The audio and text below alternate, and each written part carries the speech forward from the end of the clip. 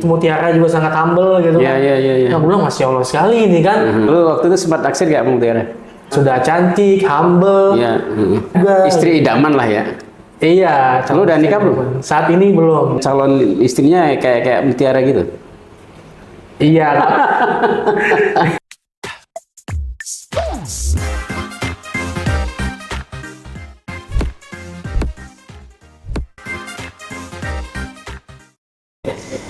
Halo, apa kabar pejuang?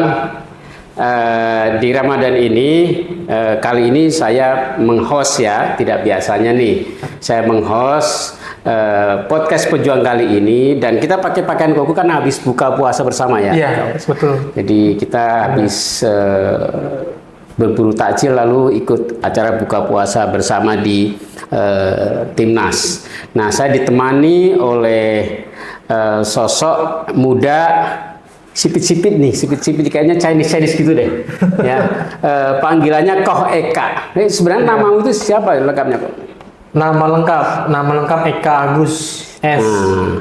Nama panggung Koh Eka. Ya, lalu itu Chinese banget gitu loh, sipit, cadel-cadel gitu. Kalau boleh tahu nih, backgroundmu itu memang ada keturunan Chinese gitu. Iya, kalau wajah tuh memang turun dari nenek. Wajah dari nenek, tapi kami keluarga tuh keturunan Sunda, Sukabumi. Jadi sebenarnya mix antara Sunda dan Chinese. Ya, wajah nenek tuh memang Chinese, tapi kalau nasab ke atasnya tuh belum tahu. Oh, missing link ya? Missing link.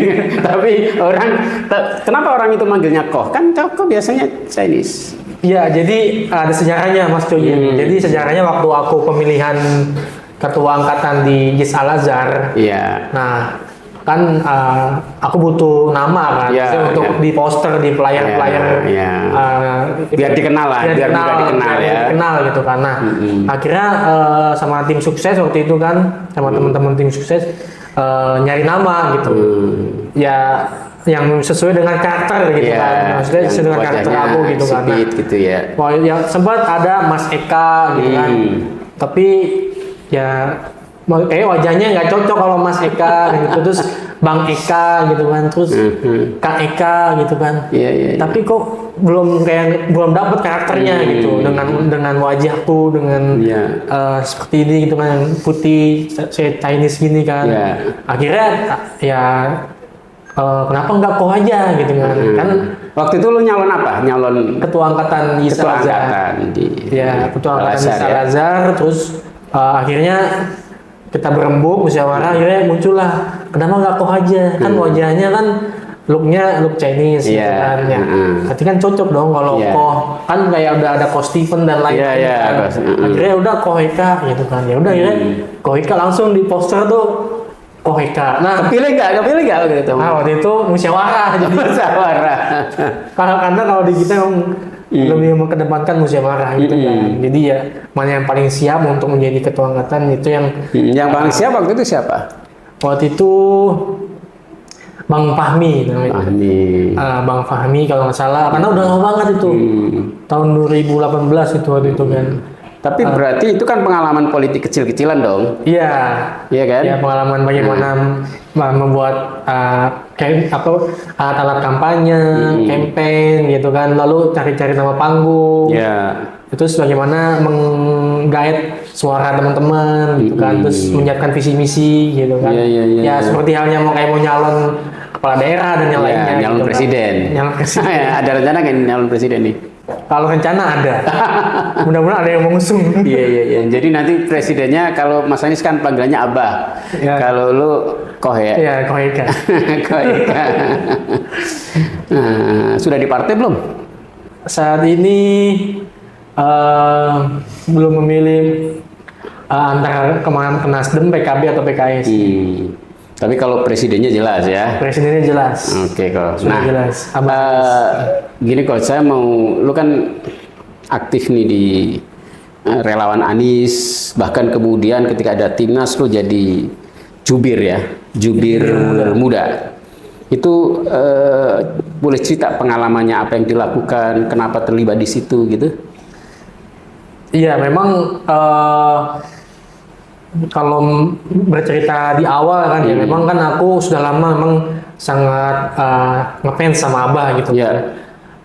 Sering beberapa kali kan juga pernah ketemu Abah kan waktu beliau menjadi gubernur kan. Yeah. Nah itu di situ kan sudah karena sering interaksi juga sama Abah, bahkan pernah sampai ke bersilaturahim ke rumah dinasnya yang di dekat Taman Suropati. Oh, waktu jadi gubernur ya? Iya, waktu beliau gubernur. Okay.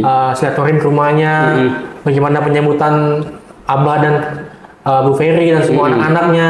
Mutiara juga sangat humble gitu kan. Nah, gue bilang Masya Allah sekali ini kan. Lu waktu itu sempat naksir nggak Mutiara? Sempat naksir Mutiara nggak? Kan waktu itu lu nikah. Ya, yang ngintip-ngintip gitu deh, gitu ya. Ya pertama kali ketemu first impressionnya Masya Allah gitu kan. Masya Allah cantik sekali gitu kan. Humble gitu ya. Humble banget gitu. Maksud gue seperti teman aja gitu kan, kayak teman aja gitu. Pas ngobrol sama Mutiara, pas ketemu di rumahnya kan gitu, yang rumah dinas itu kan. Jadi Masya Allah gitu kan, sudah cantik, humble. Kira-kira istri idaman lah ya. Iya. Lu udah nikah belum? Saat ini belum. Nah, jadi kira-kira impian calon istrinya kayak Mutiara gitu? Iya. Ya maksudnya pasti salah satu impian kita ya punya calon istri seperti kamu Mutiara gitu kan. Ya mudah-mudahan Allah berikan jodoh yang terbaik gitu kan. Ya pilihan Allah gitu kan. Nah, jadi kamu itu mensupport Abah, mendukung Mas Anies untuk jadi presiden itu sebenarnya jauh sebelum Mas Anies dicalonkan ya? Iya, sebelum ada pencalonan dari Partai Nasdem, kami sudah mendeklarasikan dukungan kami kepada Abah gitu kan. Karena beliau waktu itu juga masih gubernur kan, tapi kita sudah ingin Abah ini meneruskan kepemimpinannya ke tingkat nasional gitu kan.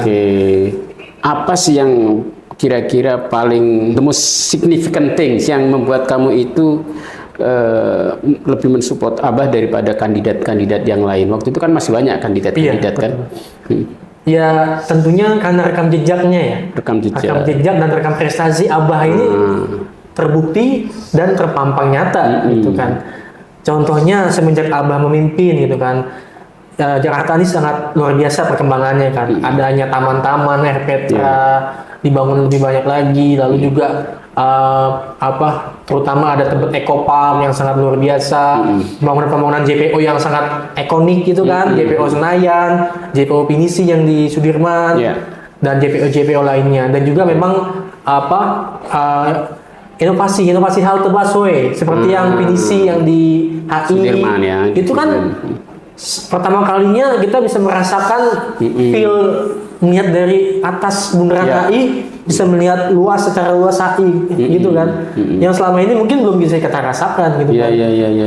Mungkin kalau mau melihat seperti itu mungkin harus nginep di hotel Grand Hyatt atau Kempinski kan kalau mau lihat kayak gitu. Tapi kan akhirnya dengan adanya halte busway di HI itu semua warga Jakarta bisa berfoto-foto ya kan, berselfie dan menikmati pemandangan kota Jakarta, pusatnya kota Jakarta kan, Sudirman Tamrin itu kan.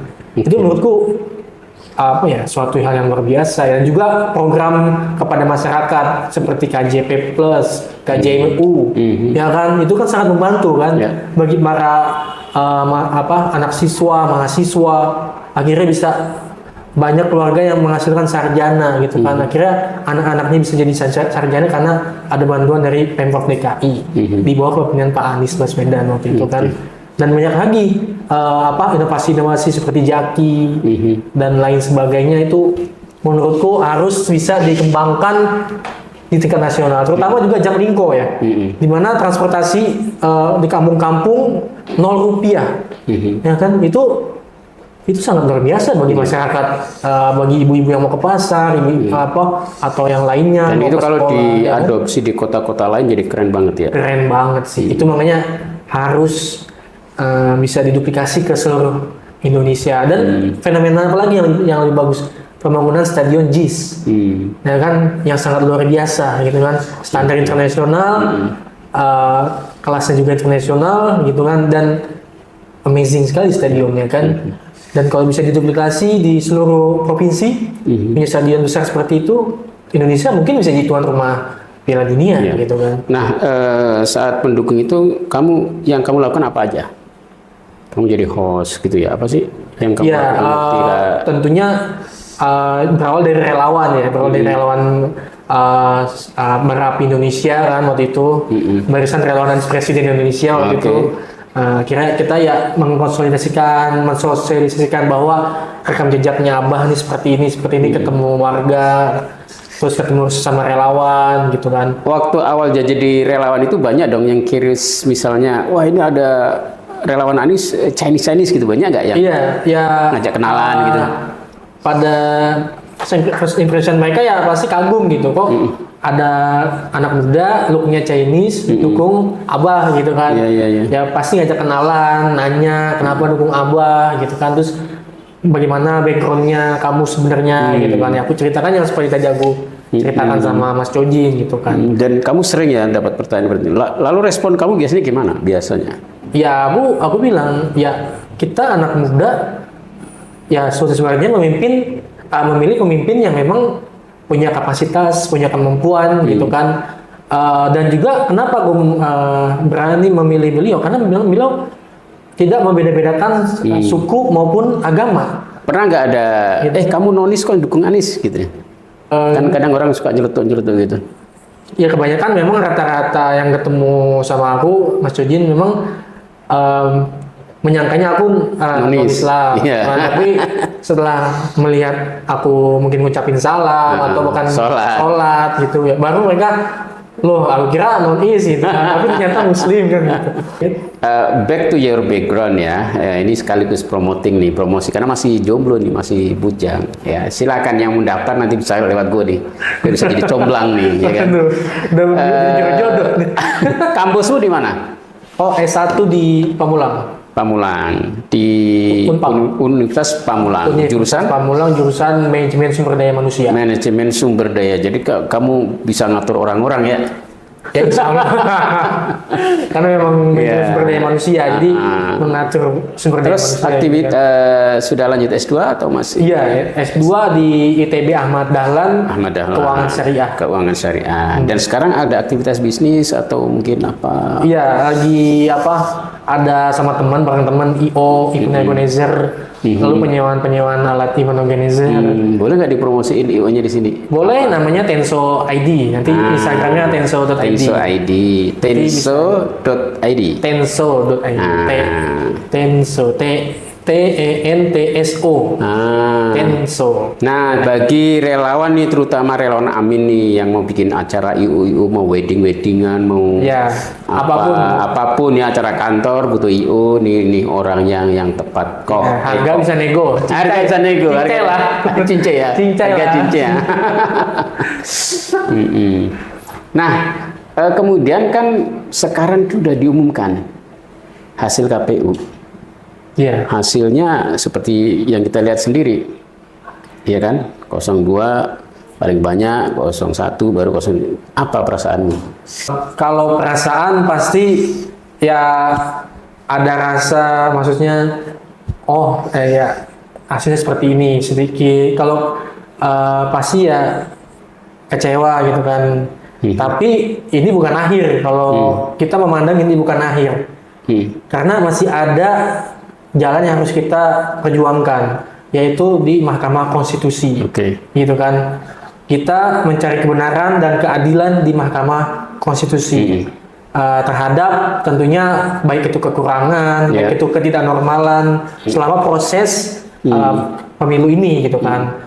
Ya semoga harapan kami tim hukum nasional Amin memiliki bukti-bukti yang valid dan kuat untuk bisa disidangkan di MK, dan tentunya kami semua akan mengawal agar sidang di MK nanti akan berjalan dengan transparan, netral, dan tidak diintervensi oleh pihak manapun, sehingga para hakim-hakim MK bisa dengan leluasa, bisa dengan lapang dada memberikan keputusannya, ya kan. Jadi dan juga harapan kami para hakim MK bisa menjalankan perannya sesuai dengan sumpah jabatannya, sesuai dengan amanah yang telah diberikan, berpihak kepada negara dan rakyat, bukan berpihak kepada kepentingan kelompok ataupun pribadi gitu kan. Iya. Apa yang buatmu kecewa ya? Kan ya kalau suara ya memang sih, tapi ada hal lain nggak yang buat kamu itu kecewa dengan situasi politik sekarang begitu? Iya, tentunya ini menjadi pelajaran bagi kami anak-anak muda ya, di mana demokrasi di tahun 2024 ini memang sangat luar biasa gejolak-gejolaknya ya. Adanya pelanggaran etika di tingkat konstitusi, bahkan juga adanya pelanggaran etika di KPU gitu kan, yang disidang oleh DKPP gitu kan. Ya, ini menjadi suatu pelajaran bagi kami gitu kan, bahwa Indonesia ini sedang darurat demokrasi sepertinya gitu kan, dan harapan kami dengan adanya sidang di MK nanti bisa mendapatkan kebenaran dan keadilan tersebut gitu kan, sehingga anak-anak muda seperti kami ini bisa belajar, karena kan kami calon pemimpin negeri selanjutnya kan, dan kami harus belajar bagaimana demokrasi yang baik, yang penuh dengan etika seperti itu kan. Lalu juga mementingkan seluruhnya untuk kepentingan rakyat, bukan untuk kepentingan golongannya gitu kan. Pesan untuk anak-anak muda dong ke depan ya pasca election ini apa gitu? Ya tentunya kepada seluruh anak muda di Indonesia, tetaplah terus mengawal demokrasi kita, terus kawal proses konstitusi di MK gitu kan, proses sidang di MK, dan teruslah menjadi anak muda yang optimis bahwa Indonesia akan bisa menjadi negara yang maju, negara yang demokrasinya sangat baik di mata dunia ataupun di nasional, dan bisa menghasilkan pemimpin-pemimpin yang memang berdasarkan proses yang baik gitu kan.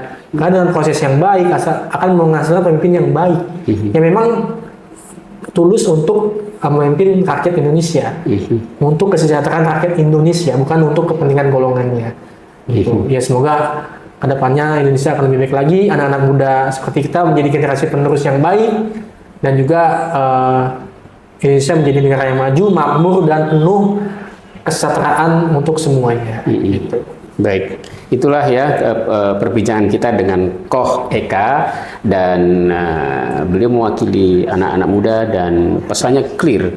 Jadi anak-anak muda memang harus terus berjuang untuk mengawal demokrasi demi perubahan Indonesia ke arah yang lebih baik. Terima kasih Koh Eka. Kita ucapkan salam penutup. Berjuang bukan hadapi.